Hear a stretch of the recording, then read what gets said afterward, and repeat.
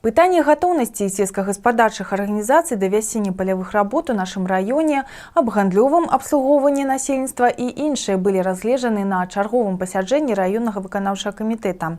Прайшло яно ў мінулую пятніцу пад старшынствам першага намесніка старшыні райвыканкама, начальніка управлення сельскай гаспадаркі і харчавання Юрыя Зямскова.